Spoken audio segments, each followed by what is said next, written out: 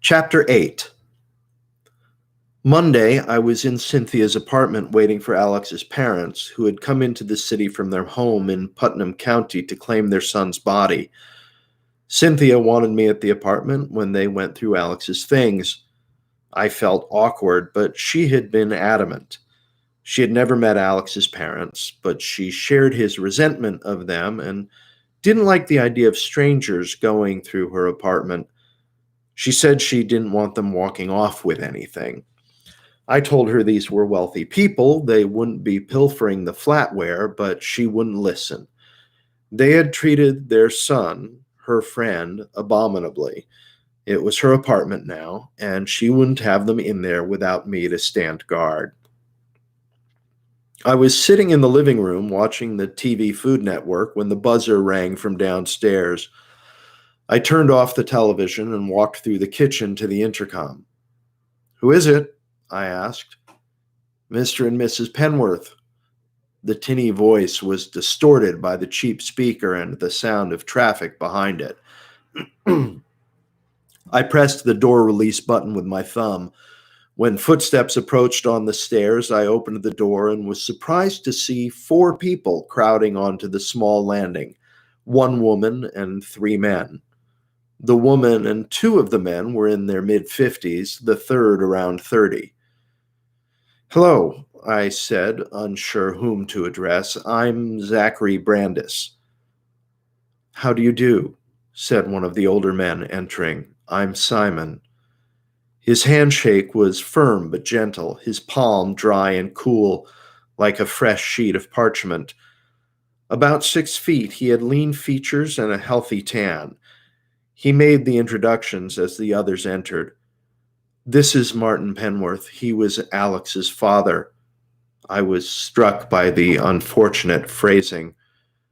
He turned to help the woman out of a light forest green overcoat, then took her by the arm and guided her to me. "This is Martin's wife, Felicia." An inch or 2 shorter than her husband, with almost no makeup and a simple, brittle beauty, she wore a cotton drop-waisted dress with a subtle and elegant pattern. It somehow managed to be feminine and sexless at the same time. "I'm sorry for your loss," I said. "Thank you," she said, keeping both hands on her coach bag. Simon gestured to the younger man. "This is Jason," he said without further explanation. "Why don't we sit in the living room?" I said. Mr. Penworth strode through the kitchen, leaving his wife by the door, and stood with his back to the television. Simon guided Mrs. Penworth by the elbow to the one easy chair, then stood to her side, resting his hand lightly on her shoulder. I took the couch facing Mr. Penworth. Jason loomed in the archway between the kitchen and the living room, over my right shoulder and slightly behind me. This was clearly an awkward situation. It hardly needs saying, but no one is prepared for the death of a child.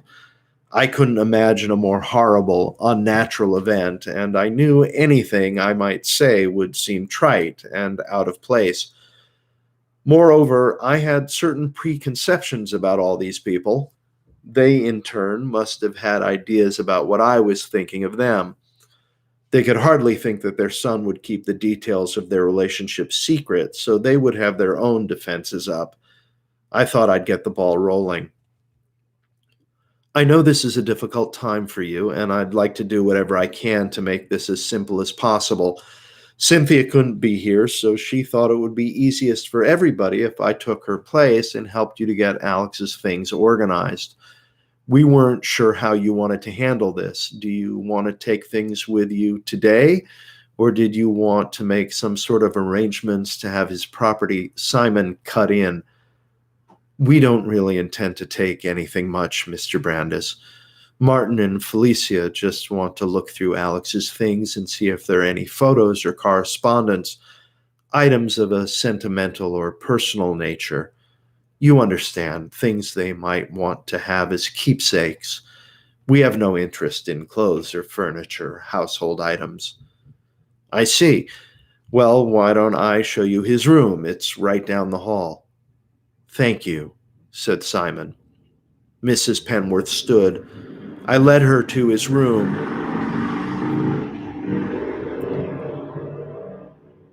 Some people in this neighborhood like to have very loud motorcycles. Thank you, said Simon. Mrs. Penworth stood. I led her to his room, followed by her husband and Simon. Take as much time as you need, I said. I'll wait in the living room, and if you need it, I can run downstairs for a box. There's a liquor store around the corner that I'm sure can spare one. Thank you, said Simon. Mrs. Penworth paused on the threshold of her son's room. She was very still. Then, without seeming to steel herself, without drawing a breath, she entered. She crossed to the desk and sat, still clutching her bag with both hands. Simon and Mr. Penworth entered the room. Simon turned, nodded at me, and shut the door. I had to take a step back to get out of the way. Back in the living room, Jason hadn't moved an inch. For all I could tell, he wasn't breathing. He looked at me, expressionless, as I entered the room. I guess they wanted to be alone while they go through Alex's things, I said. He didn't respond. I sat on the couch, which put Jason behind me again, over my right shoulder. I heard a distant siren, and out in the courtyard behind the building, 2 cats fighting. Why don't you have a seat? I said. They might be in there a while. I'm fine, he said. Can I get you anything while you wait? A glass of water? Do you live here? Jason asked. Excuse me?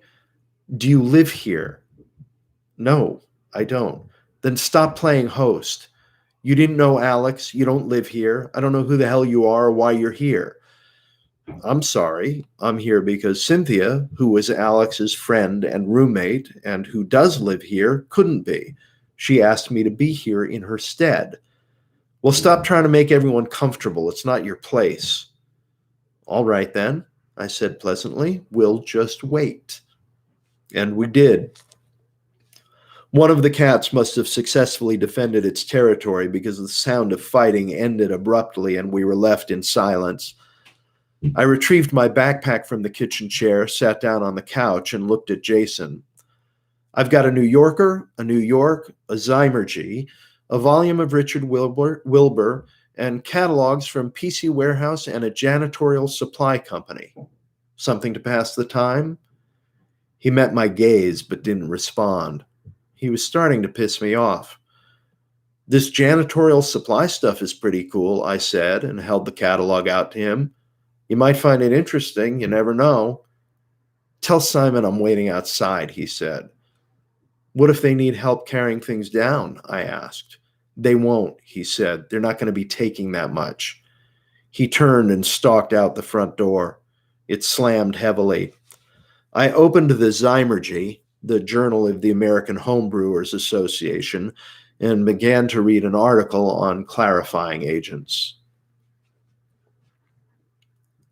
45 minutes later, I was finished with the Zymergy and was working my way through the janitorial supplies catalog. All kinds of things become interesting when you manage an apartment building.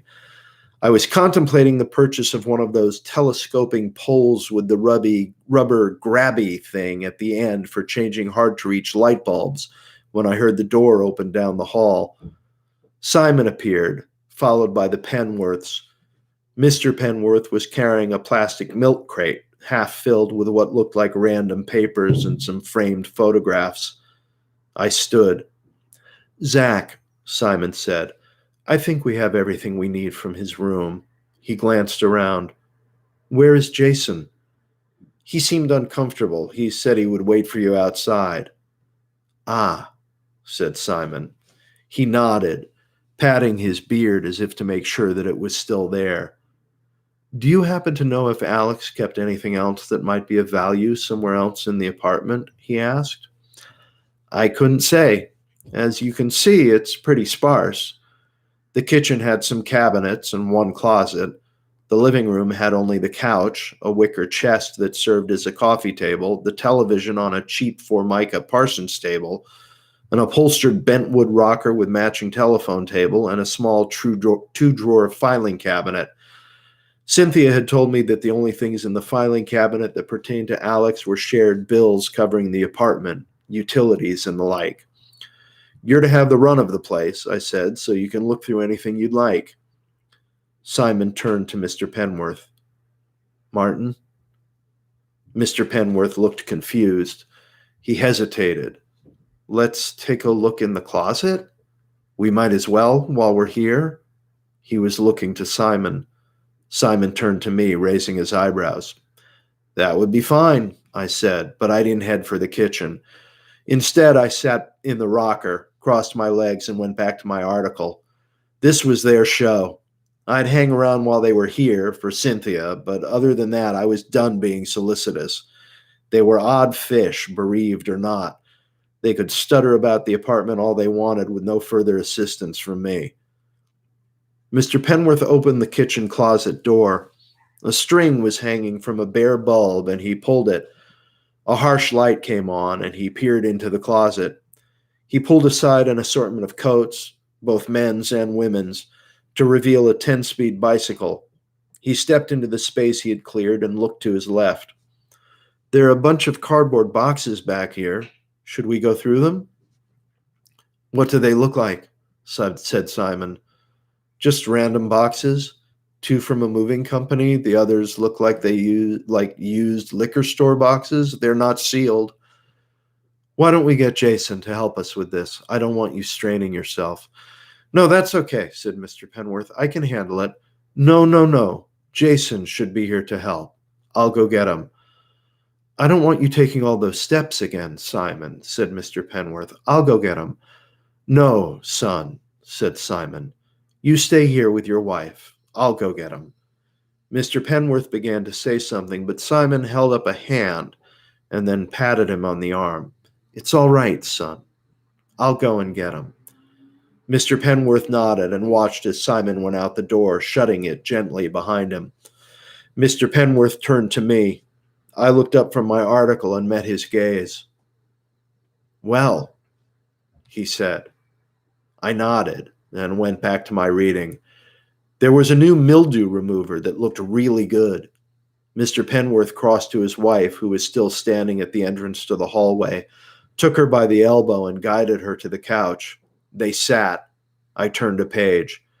There was a new mop head, double-sided, with a no-scratch scrubbing attachment. Ideal for use with the new non-abrasive cleansers. That sounded incredibly cool. 5 minutes had passed like this when the buzzer sounded again. It was Simon. I buzzed him in, and when they reached the landing, I opened the door.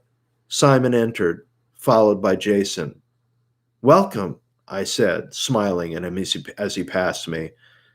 Without a word, Jason crossed to the closet and began taking the boxes out. There were 4 in all, and he set them down on the kitchen table. Martin, would you like to take a look at these? Asked Simon. Mr. Penworth crossed to the table and began opening the boxes. Mrs. Penworth remained on the couch, staring straight ahead at the television. The first box contained books. Mr. Penworth pulled some out, mostly plays and texts on theater arts and history. The second box was filled with books as well, but a more random assortment. The next carton held miscellaneous items, a plastic bag containing a variety of Pez dispensers, a child's stuffed kangaroo, a small carved wooden box. Mr. Penworth opened the box and withdrew a small packet of letters tied with ribbon. I stepped closer to the table and saw that they were addressed to Alex in a fine, feminine hand. Mr. Penworth put the letters into the milk crate with the other items they were taking and turned his attention back to the box. The next item was an intricate needlepoint Christmas stocking with Alex's name on it. As Mr. Penworth lifted it out of the box, he made a small sound in his throat. Mrs. Penworth looked up. She saw the stocking and rose from the couch with a strangled chirp. She moved very quickly and lunged across the table, scattering items to the floor and knocking her husband away as she tore the stocking from his grasp. Mr. Penworth lost his balance and landed in one of the chairs next to the small dining table. Mrs. Penworth held the stocking in front of her in both hands, her arms rigid, as if she would tear it in half. Then she raised it slowly towards the ceiling, and a moan began to issue from deep within her. It rose to a high-pitched wail as she lifted up on her toes until she was holding the stocking straight up above her. Then she abruptly dropped to the floor next to her husband's chair, drawing her knees to her chest, her mouth closed, whimpering terribly. Her husband stood shakily as Simon crouched down next to her. "Felicia," he whispered. He touched her on the shoulder and she didn't respond. He shifted to kneel in front of her. "Felicia," he repeated. He pronounced it Felicia instead of the more conventional Felicia. He gently pried the stocking away from her grasp and handed it to Mr. Penworth.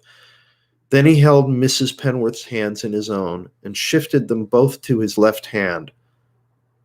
"Open your eyes," he said. She did so, returning his gaze with terror in her eyes. He placed her hands in her lap, extended his left hand, and placed it on her chest, just above the slight rise of her breasts. As he did so, Mr. Penworth knelt on the floor behind his wife, placing his hands resting on his thighs. Simon placed the palm of his right hand on Mrs. Penworth's forehead and lightly but firmly smacked her on the forehead twice, saying something that sounded like "ha-cha-cha." Then he placed his thumb in the center of her forehead and pressed. It looked like he was pressing very hard, and Mr. Penworth raised his hands to his wife's back to prevent her from falling over backwards. She leaned back against her husband's support, and her body gave a shudder. Then she took a very slow, deep breath in unison with Simon and opened her eyes. When she did, she met his gaze again, but now hers had a quiet, blank serenity. "I'm sorry," she said. "Of course," said Simon. He looked over her shoulder at Mr. Penworth. "Why don't you take her downstairs and wait with her in the car? There's some tea in my thermos. She can have some of that. Jason and I will finish up here and be down in a few minutes." Mr. Penworth nodded, stood, and helped his wife to her feet. They left, and Simon turned his attention to the remaining box. It was filled with files. I watched him go through them one by one. There were term papers organized by year, old financial records, credit card statements, tax returns, and the like. When he was done, he put the lid back on the box and went to the filing cabinet in the living room. He took his time, opening both drawers and looking in each file. When he got to the end, he closed the cabinet. "I believe we have everything we need." He waved to the milk crate. "We'll take just these items here. The rest, Alex's roommate, Cynthia is her name?" I nodded. "Cynthia can dispose of the rest as she sees fit. Thank you for your time. I know this has been awkward and inconvenient for you, son, but I am sure you understand that this is a difficult time for Martin and Felicia, and they might not show their appreciation as they otherwise would. But it is felt, I assure you." He stroked his beard again, looking about the room, and then he nodded. "Jason, could you please take this box down to the car? I think it's time for us to head home." He crossed to the door and opened it for Jason, who passed him and waited on the landing. Simon nodded in the doorway, turning back to me. "Thank you again for your help and kindness." He stepped out and shut the door behind him. "What the fuck was that?" I asked no one in particular. So that's the end of chapter 8. If you haven't already, subscribe and ring the bell to get notifications of other readings, and head over to my website, MatthewArkin.com, and subscribe to my newsletter.